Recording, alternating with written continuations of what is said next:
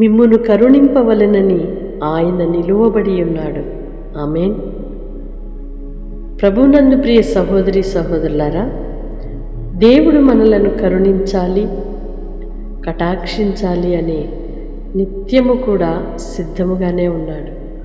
మనమే దేవుని కృపను కోల్పోతూ ఉంటాం. అనేక సార్లు మన క్రియలను బట్టి, మాటలను బట్టి, అవిశ్వాసాన్ని బట్టి దేవుని నుండి కలిగే గొప్ప బహుమానాన్ని, కరుణ, కటాక్షము, ఆయన కనికరాన్ని, ఆయన ప్రేమను కోల్పోతూ ఉంటాము. కనుక ఈ దినమున దేవుడు మనలను హెచ్చరిస్తున్నాడు. దేవుడు నన్ను కరుణించుటకు సిద్ధంగా ఉన్నాడు. నేను ఆయన కటాక్షము నొందుటకు పాత్రునిగా ఉండాలి అని మన మనస్సును మనము సిద్ధపరుచుకుందాము. దేవుని కటాక్షము మీ మీద, మీ పిల్లల మీద, కుటుంబాల మీద ఉండునుగాక. ఆయన కృప కలుగునుగాక. సమాధానం మీకు అనుగ్రహింపబడునుగాక. ఆమేన్. పరిశుద్ధుడు అయిన దేవా, ప్రేమ కలిగిన తండ్రి, మీ స్తోత్రమయ్యా. కరుణించే దేవునిగా, కృపచూపు దేవునిగా మా ఎడల నడిపిస్తున్నారయ్యా.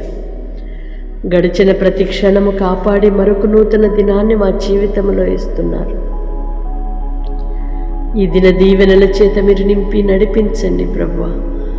మనుషులు ఎవరు దయచూపినా, దయచూపలేకపోయినా మీరు కరుణించుటకు నిలువబడి ఉన్నారని, అవునయ్యా, మీరు సిద్ధముగా ఉన్న దేవుడవని, మీ కటాక్షము నొందుటకు మమ్మలను పాత్రులుగా చేయమని మరొకసారి వేడుకుంటున్నామయ్యా.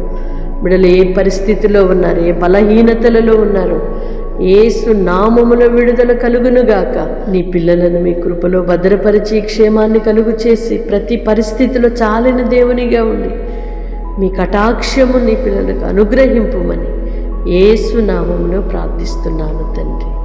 ఆమేన్. దేవుని కృప మీకు తోడయుండునుగాక. తప్పకుండా ఇతరులకు షేర్ చేయండి. ఈ పరిచర్యలో పాలిభాగస్తులు కండి. God bless you all. Praise the Lord.